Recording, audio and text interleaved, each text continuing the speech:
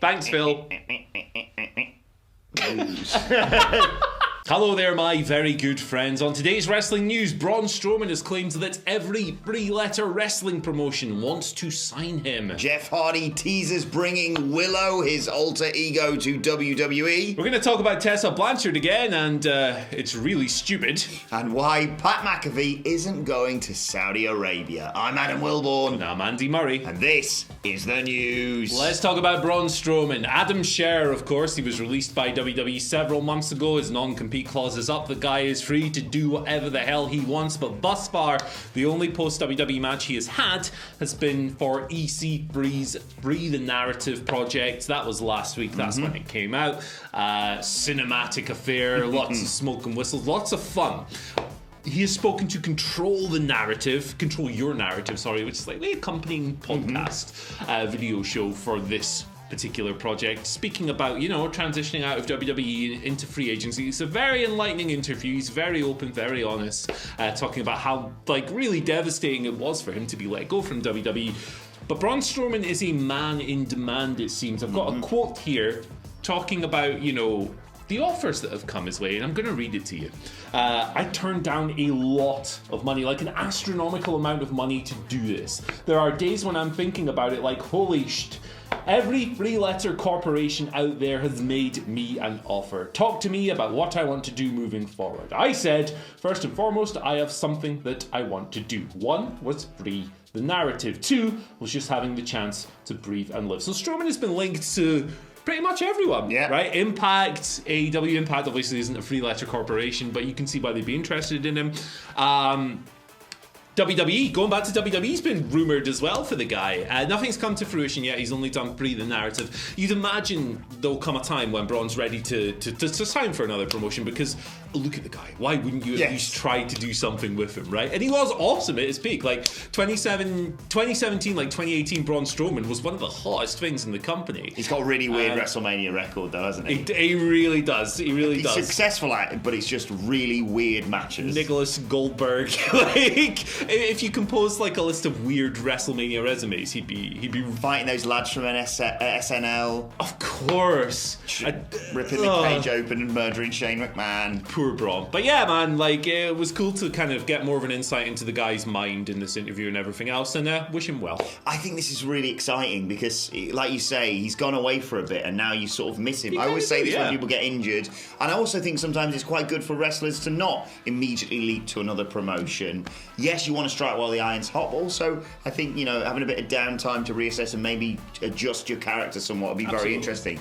I think you're right. I think he's probably just going to end up back in WWE. Sige basically said this the moment he got released, that WWE's probably just going to wait around for a bit, see where the lay of the land is, and bring him back for a big dramatic return, because when someone's not been there, even if it's been away for only 6 months, 9 months a year, they make more of an impact than if they're just there, because WWE has no way to just cycle people in and out. They just keep using them until they burn out and then go, that's your fault, basically. For sure. But I think, to be honest, aside from that, it's just a big play to try and get WCPW back going again. Every three-letter promotion's gone for me. We'll get it. On the floor. And Braun has said some pretty silly things about indie wrestling in the past, and rightly was criticised for them. But he seems to me to be a guy who's grown from these things and learned and everything else. And I want to see what he does next. Yeah, and in the words of Scherr himself, if you want to know if they live you so, it's in their kiss.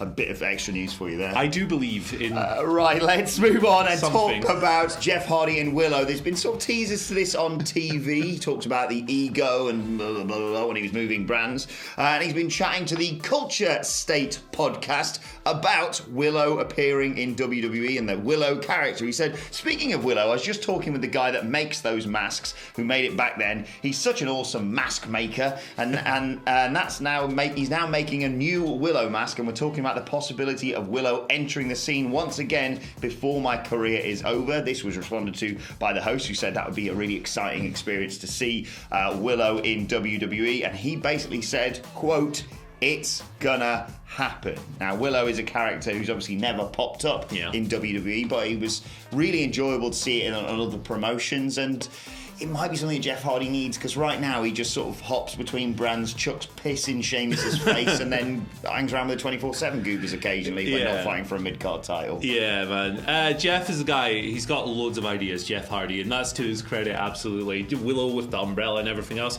You know, it's something that's never really been to my personal taste, but I respect the creativity, I respect the imagination, and you don't poo-poo things before they happen. So it'd be interesting to see how this would look in WWE for sure.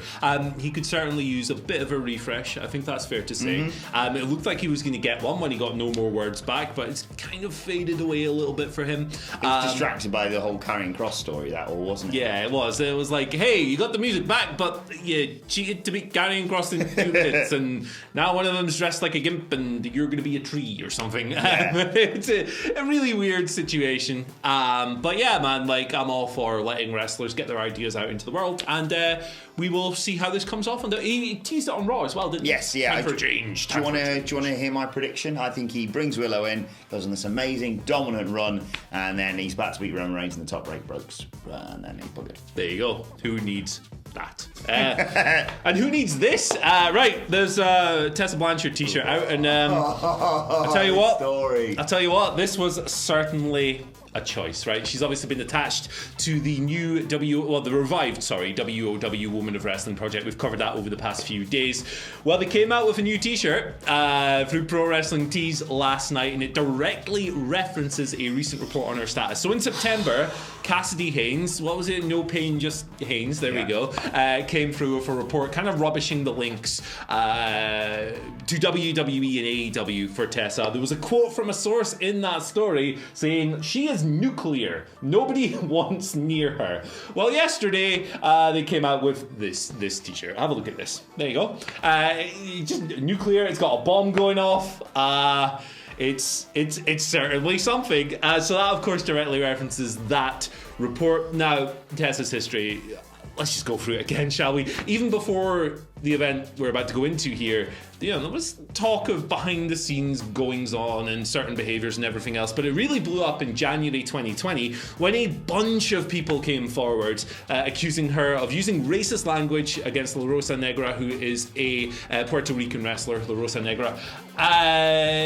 Alison Kay, Chelsea Green, bunch of other people coming forward, bullying, horrendous allegations, everything else. Then she was let go by Impact as their world champion, stripped of the belt in June out of fear she would no-show Slammiversary. She's not been particularly active in pro wrestling since then. She's wrestled one match for Warrior Wrestling, but now she's back. She's leaning into this stuff rather than taking ownership of behaviors and apologizing and trying to make good. She's never apologized for this thing. She's denied it. She came out and was quite defiant about the whole situation. This situation could have been a lot easier for her. She could have made this so much easier for herself, right? If she demonstrated the growth. Well, it was also wasn't the catalyst for all this stuff coming out, her basically patting another female wrestler on the head and saying you should really support other female wrestlers. Ladies, support each other. Wonderful things happen. Look, we talked about this the other day when she first signed with WOW, and like, she's an incredibly talented wrestler. You can't get past that. Any promotion would be lucky to have her in ring. Separating, Outside the ring, like you said, a multitude of issues that you should completely apologise for because of, like you say, this isn't one person alleging something. This is a catalogue of accusations. I've got a list of people who came out here, And even if you decide not to apologise for it, which is certainly a choice, as you said, don't then go like, I'm nuclear, me. Yeah, don't lead into it, man. It's just like, are you trying to make things worse for yourself here? And, you know, like, when people come forward and they own their actions and they apologize and they try and make good, not everyone's going to forgive them, and that's their right, particularly, you know, people who would be victims of the horrendous racist language that was allegedly used by Tessa. That's their right to go, nah, screw you. But you would at least make things a little bit better for yourself rather than going, hey, I'm going to exploit this for heat. Stupid. Really dumb. Yeah, when I think of Tessa Blanchard, the N-word I think of is not nuclear. No. Right, let's move on and talk about Crown Jewel. Oh, good. And Pat McAfee and the reason why he is not going to be going to the event, which goes down, less than 2 weeks from now, Thursday the 21st of October. He was talking about it on his radio show and why he will not be going to Riyadh for this big show where, really hope Brock Lesnar doesn't squash Roman Reigns. He said, they're heading over there. I wasn't invited. Good luck. I'm not supposed to be a part of that. I'm happy I'm not going or whatever. The show, everyone says it's insane over there. It's awesome until they get stuck there. And then I got a call Buffalo SmackDown, referencing, of course, the, let's just say, previous issues they've had returning from Saudi Arabia in the past, although it did give us a rather good SmackDown following it. It was one of the best SmackDowns in years, wasn't it? Not all bad news, but yes, basically he's not been invited, he's not a part of it. I think, personally, completely, separate from this story, I think they're worried that Pat McAfee's big mouth might get him into a little bit of trouble over there. But yeah, also it makes sense to keep some of their people back in the States. Just in case. Yeah, you know my views on these shows. I'm not going to watch it unless I'm asked to by my boss for coverage because it's my job. But yeah, cool. Pat McAfee's always going to speak his mind. He's that guy. I love him. So there we are. Yeah, join me and Phil Chambers for the live stream probably for it. Let's move on to your Twitter questions at WhatCulture WWE. Of course, you want to get in touch with us. First question today comes from Jake. Who says, if Hangman Adam Page were to defeat Kenny Omega for the title at Full Gear in November, could we see a short title reign since he will be most likely taking paternity leave when his baby is born in early 2022? Oh, is that when the baby was due? I thought the baby was due around about the time of All Out, hence why he took the time. Me too, off. I have no idea, to be honest. Yeah, I'm going to go. But regardless, whether the baby's been born or not, and they've just kept it a secret, do you think it is something that's going to cause him to have a short title reign? I think he's going to drop it to the baby, yeah, potentially. Like, is there a need for a long Hangman Page title reign, the likes of which we've had from Kenny Omega and John Moxley and Chris Jericho? Jericho's was obviously considerably shorter than the other two.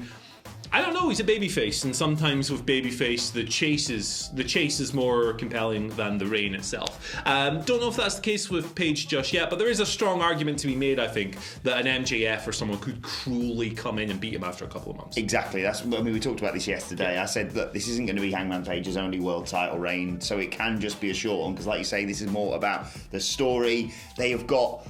the potential, you know how good they are at their road twos. That story of him climbing the rankings on multiple occasions and just missing out and failing on his first time he won a big Joker, battle royal thing. That's the story here, not him holding the title for 6 months after it. Absolutely. And like you say, MJF, in my opinion, would be the perfect guy to just sort of lean on him, bait him into it, and then take the title away from him, because you've got Cole, Punk, Danielson all waiting in the wings. I think this allows you to satisfy both parties in terms of fans who want to see the new, talent from ex-WWE stars. I don't want to do it like that, but you know what I mean. Yeah. Those people to get a chance at the top, and also the AEW homegrown, the AEW originals. The pillars. Indeed. The pillars. Give them a chance. There's a great article on our website which you can read about pitching the next sort of 10 AEW world champions, and it is a fascinating read because you can just see the lineage and it flows beautifully. Anyway, second question today comes from Eddie Zamhari, who says, AEW has many gimmick matches of their version, like Casino Ladder Match, Casino Battle Royal, and Blood and Guts. What if AEW, I really hope this is the case, Andy, what if AEW make their own WWE Cyber Sunday where any fan can vote on any type of match and opponent? God damn, I miss Cyber Sunday, or Taboo Tuesday. It was always a fun little thing, wasn't it? Whether or not the polls were worked or legitimate, it was a fun time. Yeah, my favourite is when they stopped just faking it, basically, and then they were like, how do you want to see these two have a fight? Do you want to see them fight in custard? Do you want to see them fight in reptiles, or do you want to see them fight on fire? It's like, well, they'll go for the fire one, won't they? Yeah, exactly. Then maybe this would be a real fun choice for those Saturday night specials that we're going to get. I love that idea.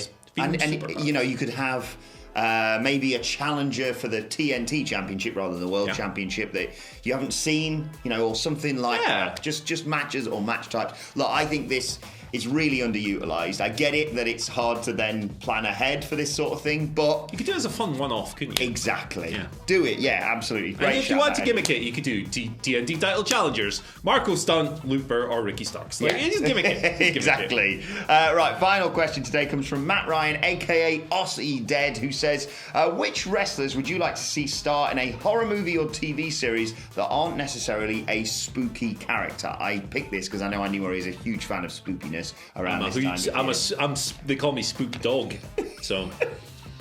There you go. Who would you want to see in a spoopy film? Who would I want to see go spoop de loop? Ricky Starks? I just want to see that guy on cinema. He's just He beautiful. seduces the killer. Yeah, there you go. You see that picture of him I tweeted of him lying in the ring with a belt? Oh, absolute praise. Guy belongs in a museum, and if it's a horror museum, so be it. Ricky Starks shags Penny Farthing, or whatever he's called in it. Oh, that's the character from IT, isn't it? Oh, yeah, IT. The IT crowd, I think. What's the guy with the hockey mask? Jim? Jimmy. Yeah. Jimmy. Yeah, and Nightmare. Don't forget the doll. Don't forget the little ginger doll. Charlie. And Nightmare there's gonna on be so Hurricane many... Helm Street. There's going to be so many comments. We hate horror movies, don't we? I love The Sexorcist. It's a great one. That's what he could be. There's no point me can try and even top that now, but I'd say Donnie D'Angelo, because he can just see this Freddy Krueger guy kind of guy and be like, "Hey, you schmuck, what's that? You got goddamn nice with fingers, huh? Yeah, you wise guy." And then he makes Freddy Krueger sleep with fishes. He didn't see none. Okay. Giant Babadook. Let's move on to today's and finally, and just something lovely that I know you shared on Twitter last night from Amanda Huber.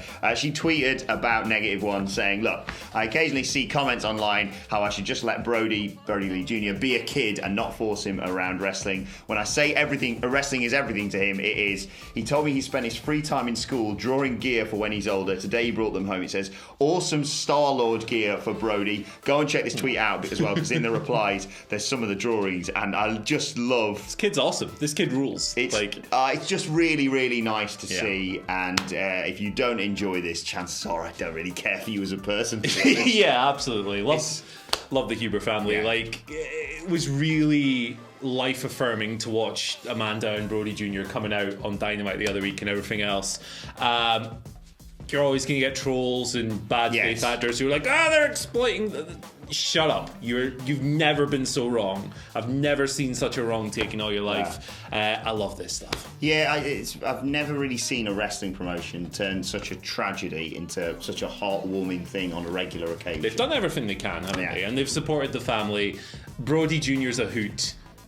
It's great stuff. Yeah, really nice that. Go and show him some love on Twitter. And let us know your thoughts and everything you think about what we've discussed today in the comments section. Fired up for the Tessa Blanchard discourse. Sure, that's going to be measured. Yep. Let us know in the comments. Don't forget to like, share, and subscribe. And subscribe to WhatCulture Wrestling on either iTunes, Spotify, wherever you get your podcasts from for daily wrestling podcasts. Got the SmackDown preview, the Rampage preview, and Wrestle Culture with a hashtag Bloody Good Quiz coming your way later on today. Plus, you can let us know your thoughts and Twitter questions on Twitter at WhatCulture WWE. Watch that. You can follow both of us. You can follow Andy Murray at Andy H. Murray. The H stands for...